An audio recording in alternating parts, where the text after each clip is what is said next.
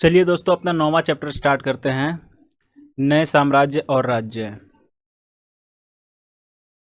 इसको एक बार पढ़ लेते हैं। अरविंद अपने स्कूल में खेले जाने वाले नाटक में राजा की भूमिका अदा करने के लिए चुना गया। उसने सोचा था कि वह शाही वेशभूषा में मूंछों पर दाव देते हुए रुपहले कागज में लिपटी तलवार को शान से पकड़कर चहलकदमी करेगा। जरा सोचो, उसे कितनी हैरानी हुई जब उसे ये बताया गया कि उसे बैठकर वीणा भी बजानी होगी और कविता पाठ भी करना होगा।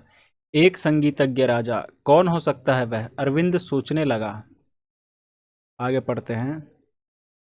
इसमें प्रशस्ति के बारे में बताया गया है। प्रशस्तियाँ वे होती हैं जिन्हें राजाओं के बारे में लिखा गया होता है, मतलब उनके उनके बारे में प्रशंसा की जाती है।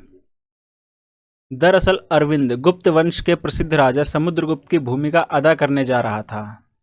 समुद्रगुप्त के बारे में हमें इलाहाबाद के अशोक स्तंभ पर खुदे एक लंबे अभिलेख से पता चलता है। इसकी रचना समुद्रगुप्त के दरबार में रहे कवि व मंत्री रहे हरिशेन द्वारा एक काव्य के रूप में की गई थी। अब इसकी रचना की गई किसने की थी? इनके दरबार में मंत्री एवं कवि रहे हरिशेन ने। यह एक विशेष किस्म का अभिलेख है जिसे प्रशस्ति कहते हैं। यह एक संस्कृत शब्द है जिसका अर्थ प्रशंसा होता है। प्रशस्तियाँ लिखने का प्रचलन पहले भी था, जैसे हमने चैप्टर 8 में गौतमी पुत्र श्री सातकर्णी की प्रशस्ति के बारे में पढ़ा था, परंतु गुप्त काल में इनका महत्व और बढ़ गया था। अब हम पढ़ेंगे समुद्रगुप्त की प्रशस्ति के बारे में। समुद्रगुप्त की प्रशस्ति हमें क्या बताती है? कवि ने इसमें राजा की एक योद्धा, युद्धों को जीतने वाले राजा, विद्वान तथा उत्कृष्ट कवि के रूप में भरपूर प्रशंसा की है। यहाँ तक कि उसे ईश्वर के बराबर बताया गया है। प्रशस्ति में लंबे लंबे वाक्य दिए गए हैं। यहाँ वैसे ही एक वाक्य का अंश दिया गया है, तो ये वो अंश है। इसमें भी वही बातें लिखी हुई है कि जिनका शरीर युद्ध के मैदानों में कुल्हाड़ियों, तीरों, भालों, बरछू, तलवारों, लोहे की गदा, उनकी तारों वह अन्य सैकड़ों हथियारों से लगे घाव के दाग भरे होने के कारण अत्यंत सुंदर दिखते हैं। मतलब कि उसकी प्रशंसा की गई है समुद्रगुप्त की। आगे हम पढ़ते हैं। अब इसमें मैप में कुछ क्षेत्र हैं, उनके बारे में बताया गया है।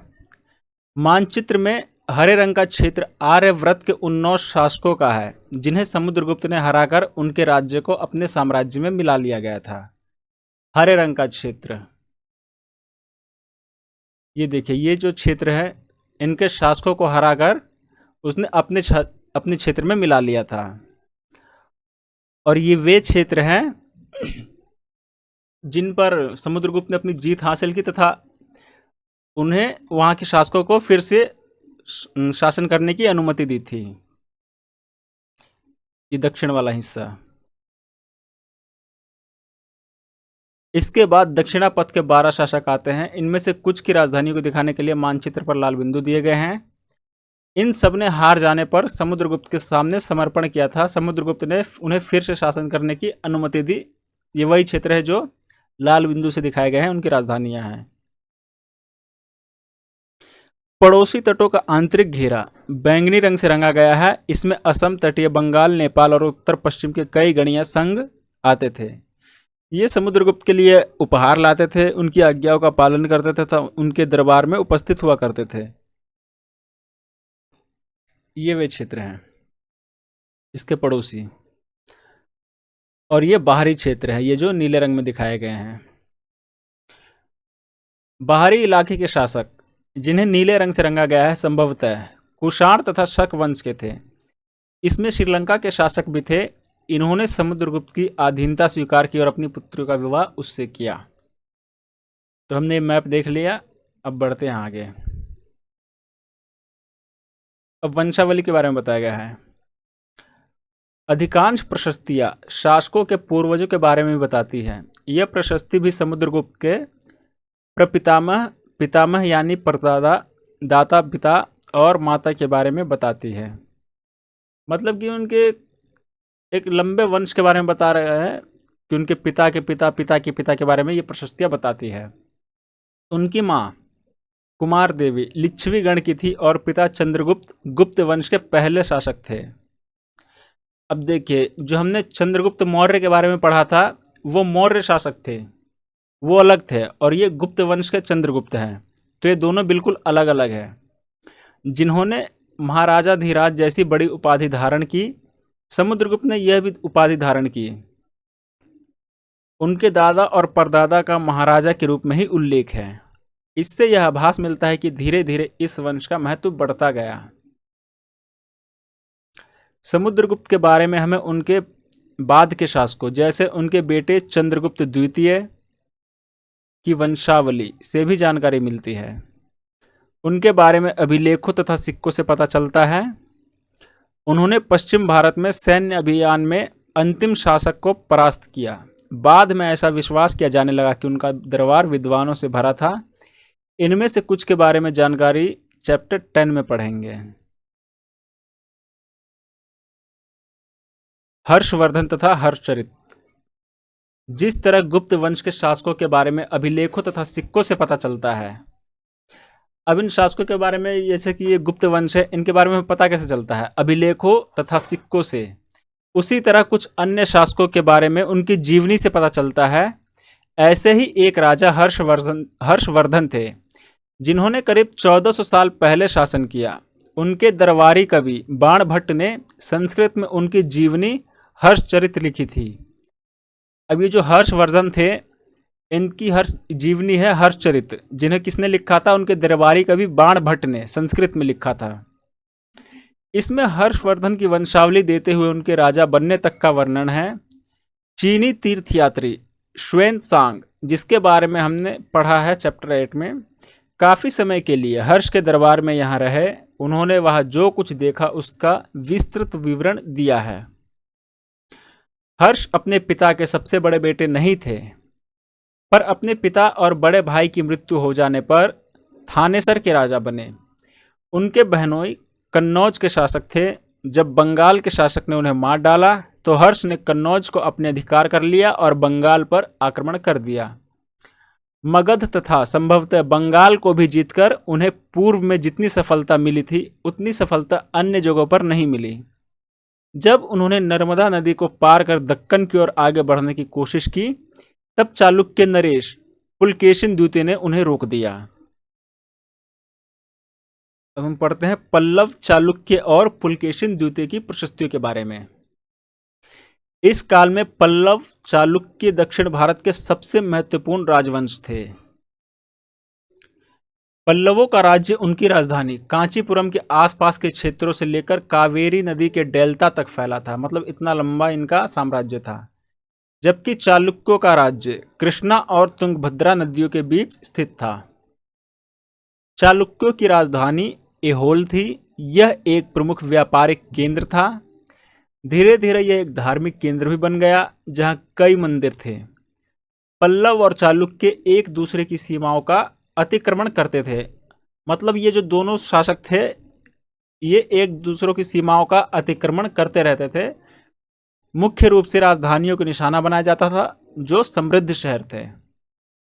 पुलकेशिन द्वितीय सबसे प्रसिद्ध चालुक्य राजा थे। उनके बारे में हमें उनके दरबारी कवि रवि कीर्ति द्वारा रचित प्रशस्ति से पता चलता है।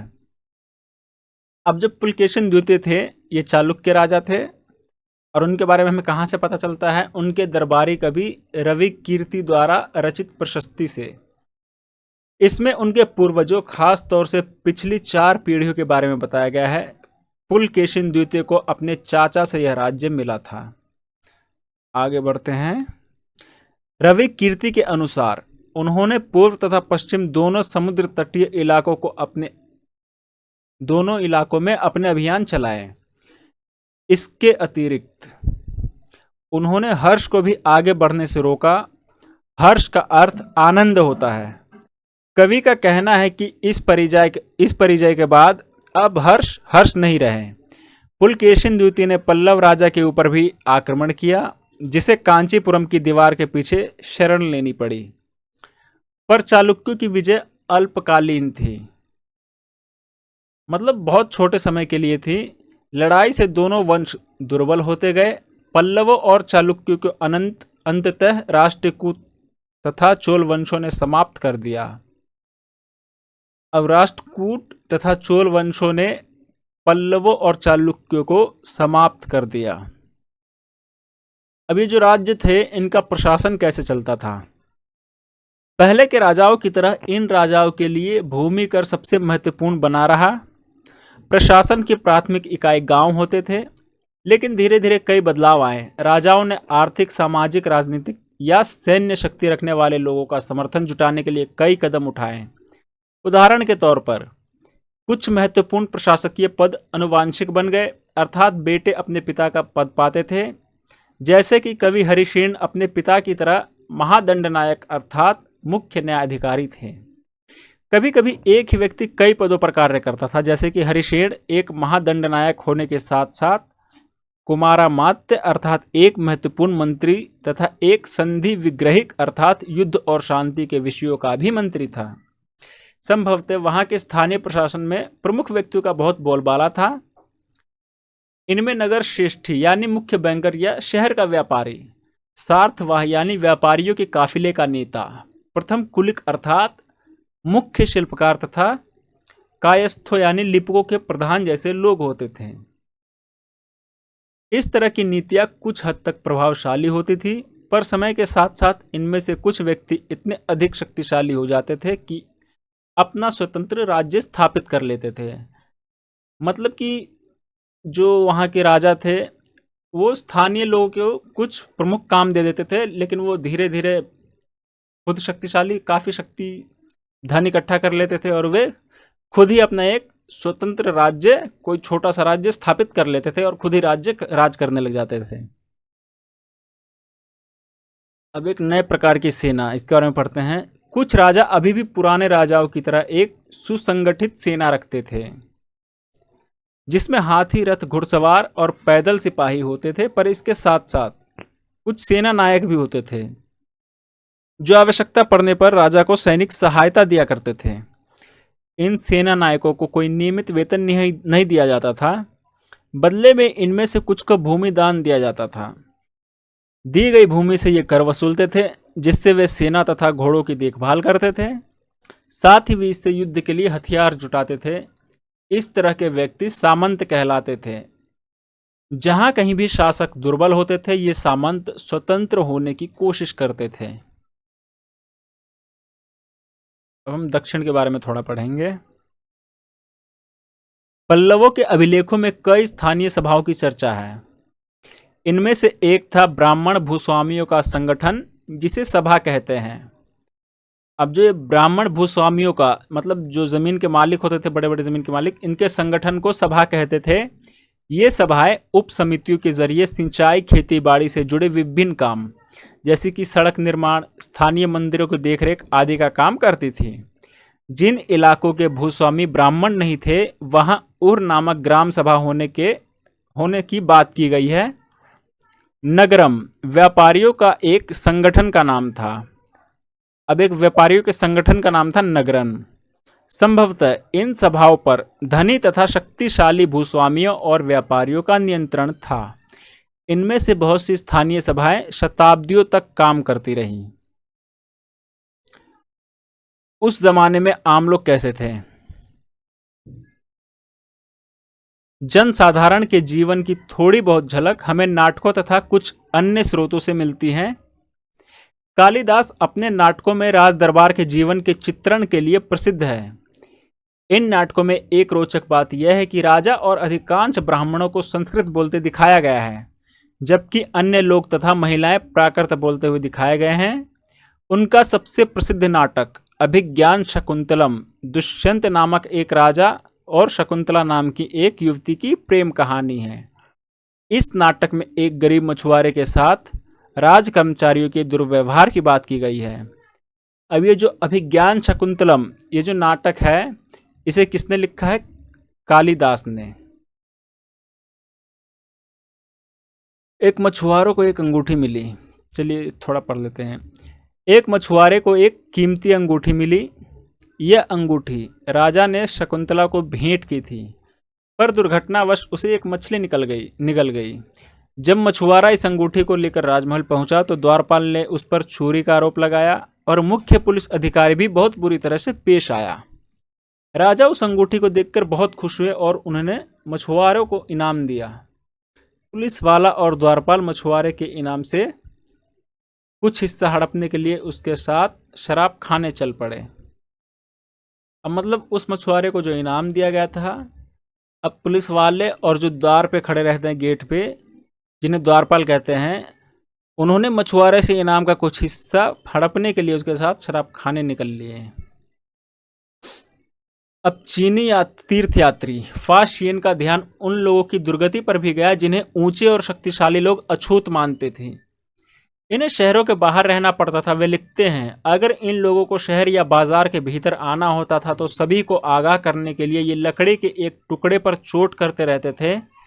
यह आवाज़ सुनकर लोग सतर्क होकर अपने को छू जाने से या किसी भी प्रकार के संपर्क से बचाते थे।